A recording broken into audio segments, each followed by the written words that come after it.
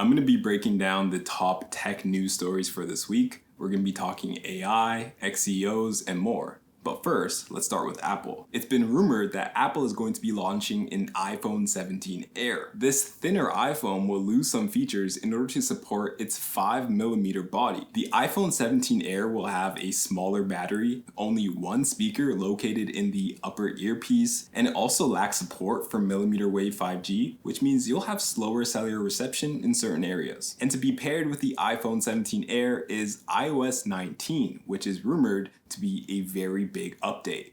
What are the updates though? We don't know. But what we do know is they are going to be delayed. As usual, the next iOS will be released in September of 2025, but the massive upgrades that are rumored will not be there. But don't worry, all the features will be there in spring of 2026 for the iOS 19.4 update. Now, this of course is just a rumor, but with the speed that Apple is releasing Apple Intelligence, I'm pretty sure that everything in the future from Apple is just going to be delayed. So don't get your hopes up, people. But what you can get your hopes up for are new AirPod features. Apple's latest holiday ad features the new AirPod Pro 2 hearing aid feature. In the ad, a man has difficulty hearing his family around him until he puts an AirPod into his ear. Light the fire. You place the flowers in the vase. It's a heartwarming and sentimental video titled Heartstrings, but it should have been titled Wallet Strings because after watching the video, I almost bought a second pair of AirPods. Elon Musk also thinks that this new AirPods hearing aid feature is cool, commenting, "This is cool," under Tim Cook's post on X about the new hearing aid feature. Okay, this is the last Apple headline, I promise. But 2 billion Apple users are at risk of getting their accounts hacked by a phishing scam. If you don't know what phishing is, it's when someone tries to send you a link or something of the sort in order for you to click it and give them some sort of information on you or your accounts. And it's happening to Apple users very frequently. Some popular ones have been emails claiming that your Apple ID has been suspended, as well as a scam claiming your iCloud storage is full. Honestly, I could be a great target for these scams because every single day I get bombarded by Apple with them saying that I'm out of iCloud storage. I already pay for 2 terabytes of storage. I am not upgrading to 6 for $40 a month, Apple. No thank you. Quick tip to protect yourself from phishing. If you're ever not sure if you can click a link, go to virustotal.com and input that link into the search bar. It will tell you if this is a malicious website or not, and if it's safe to go on it, go ahead. If it says not to go on it, don't go on it because you might get hacked. This website actually saved me when I almost fell for a free $20 Steam gift card scam. Alright, this next segment we're going to call Keeping Up with Ex-Execs, and we're going to talk about what former tech executives are up to. Starting with ex-Google CEO Eric Schmidt. He's worried that young men are creating their perfect AI girlfriends online and believes that AI dating will actually increase loneliness. Before I continue, I need to get something off my chest, okay? Whoever is out here talking to AI girls, like, I get it. Sometimes you have a moment of weakness, you're lonely, you want to dabble in a little bit of AI girl. Like, I get it. But like, to fall in love with an AI is crazy, alright? Cut it out. Stop, please, okay?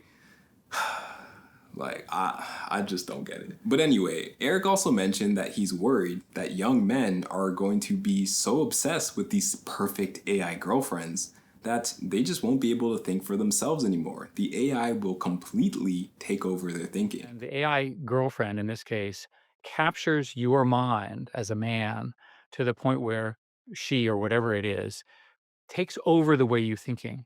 You're obsessed with her. That kind of obsession is possible. Maybe Eric's talking from experience.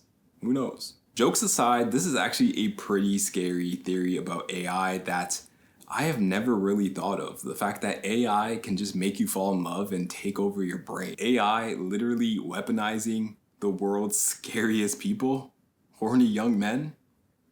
Yeah, I'm not excited about that. Keeping with the theme of AI, Nvidia's new Music AI Fugatto is able to create music from only text prompts. Nvidia describes it as a Swiss Army knife for sound, and it can take commands from text prompts and use them to create audio or modify existing music, voice, and sound files. It apparently also has the ability to create never before heard sounds like a barking saxophone. This video shows exactly what that sounds like.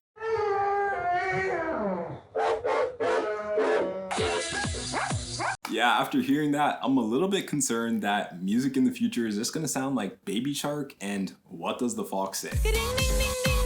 By the way, the music video on YouTube for that song has over 1.1 billion views, which is just astonishing. A group of artists rebelled against OpenAI, leaking the API key for their text-to-video generation AI, Sora. Members of the public were able to access Sora for a brief amount of time until OpenAI figured it out and shut it down. The group of artists who leaked the AI said that they were fed up with OpenAI's treatment of creative professionals like themselves who were testing their AI tools for minimal compensation. On the website Hugging Face, where the AI was leaked, the group wrote, "Hundreds of artists provide unpaid labor through bug testing, feedback, and experimental work for the program for a $150 billion valued company." To be honest, I'm not sure what these artists expected because it's pretty common in the tech world for companies to give out a free service or product for feedback.